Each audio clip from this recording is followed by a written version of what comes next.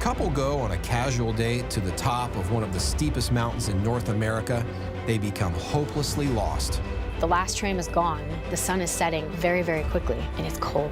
Without food or water and facing the bitter cold, they are locked in a desperate struggle. We're battered, we're beaten, we're exhausted. It was getting a lot harder to hold on to hope.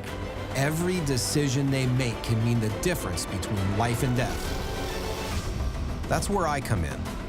I'm going to take you through some of the most gripping, true-life battles for survival. With my team of experts, we will show you how to make it out alive. My name's Creek Stewart, and I teach people how to survive as if my life depends on it.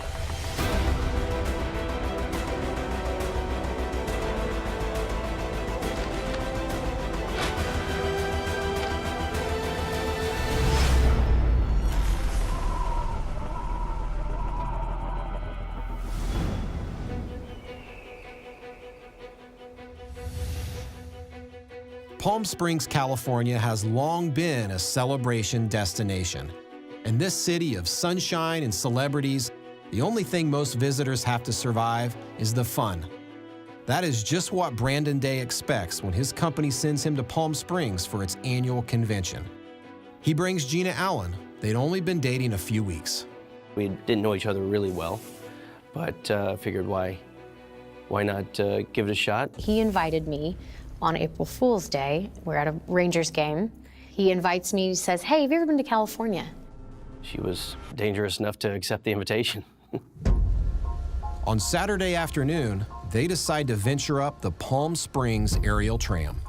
The ride is the biggest rotating aerial tram in the world. Every year, it whisks thousands of tourists from the desert floor to an 8,600-foot plateau on rugged San Jacinto Mountain. So we figured, let's go check out the view, maybe have a drink and a meal, and that'll be a good afternoon. It's a beautiful hot day in Palm Springs. Gina and Brandon take nothing with them but a couple of windbreakers because it's cooler on the mountaintop. Brandon had his phone in his pocket, and it was just kind of big and bulky, and he thought, you know what, we don't even need this. We're gonna be gone for just a couple of hours. So honestly, all we had with us was the chapstick, the sunscreen, and a couple pieces of gum. Oh, and my camera. I did have my camera with me as well.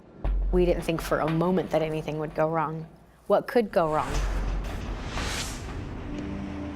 Gina and Brandon arrive at the top at 1 o'clock. It's 60 degrees, and on the day they were there, not a cloud in the sky. So we stopped and kind of played for a minute, saw tons of people on the path.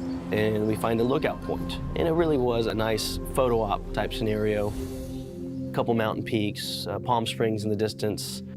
At that point, we hear a waterfall. And so it sounds so close. It's gotta be just right over there. It's 40, 50, 60 yards, maybe probably just around a couple boulders. It wasn't difficult walking, difficult terrain. And we got there and it's nothing. It's like a piddly 1.5-foot downspout, essentially. It wasn't even a waterfall. And we sat there and took a photo of ourselves and just enjoyed being a little bit away from the crowd. I've come to this place to get an understanding of the mental, physical, and extreme conditions that Brandon and Gina went through. When you step off of the tram, the trails on the plateau are flat and easy, but you quickly reach the edge, and this is a lethal drop. Gina and Brandon have never experienced high mountain trails before, so they're confused by the terrain. You go around one boulder and then you think it's going to open up to the trail, and it doesn't, so you go around the next boulder, and we just never came around that boulder to find the trail. I kind of looked at him and I said, B, this doesn't look right. Do you know where you're going? In typical guy fashion, I let her know that the guy's never lost. He just hasn't quite found where he's going yet. Okay, that's funny, but this doesn't feel right.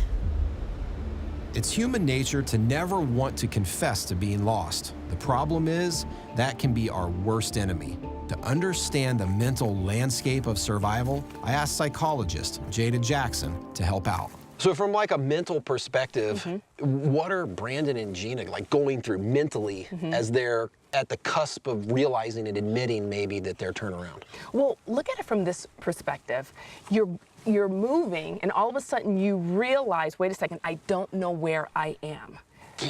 Fear, right? The glutamates rush into their brain at that point because all of a sudden you're afraid. I can imagine that the fact that Brandon and Gina have just started dating, that makes this situation so much more complicated. Absolutely, because remember, we're always wanting to put our best foot forward. Right. You know, hey, Creek, I want you to see me in the best light possible, but when you're in a situation like this, all of that goes out of the window. You don't have time to impress. This is real life. We need to survive issues, and you got to come clean. The first step is mental. Admit to being lost. So we've admitted that we're lost. What do we do next? It's really simple. Stop. Literally stop walking and stop pushing forward, because every step you take, you're just getting more lost. You want to scan around, look for what's familiar, and make a plan, because it can make the difference between life and death. And typically, that plan involves heading back in the direction that you know you came. Gina and Brandon keep walking, searching for a way back to the trail that isn't too punishingly steep. We could hear voices on the trail, so I figured, we were still pretty close. Time continued to go by, and the voices that once sounded very nearby started to sound more and more distant. So we're realizing that we need to start maybe making our presence known. And so we start yelling for help. And no response, nothing whatsoever. Certainly a feeling started to creep in of maybe we got deeper in this valley to where people up above us couldn't hear. If you hear voices, but you don't see anyone, the obvious thing to do is to make a lot of noise and start screaming. But you can only scream for so long, and eventually you're gonna lose your voice. A better option is a survival whistle. And you can make a really good survival whistle from almost any tube. A piece of bamboo, a pipe, or in the case of Brandon and Gina, they had a tube of chapstick. And this right here, believe it or not, is gonna make the perfect survival whistle. It all starts with removing the chapstick inside. Now, we're gonna cut off the bottom, and out pops the inner core here.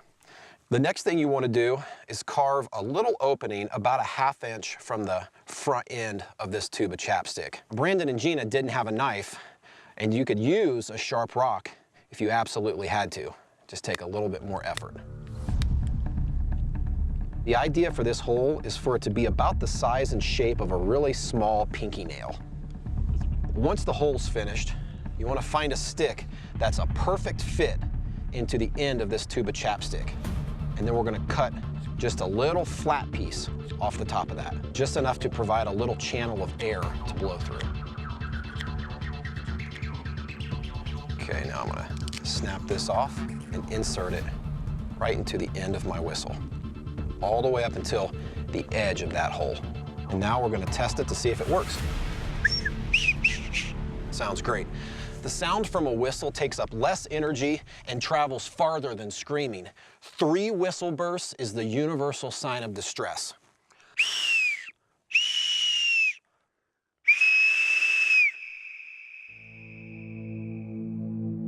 We're hearing nothing. No other people, no commotion, nothing. It's just us and the birds. So it definitely got scary. Even scarier, night is on the way. At this altitude, temperatures are going to plummet. Gina and Brandon face an immediate threat, freezing to death.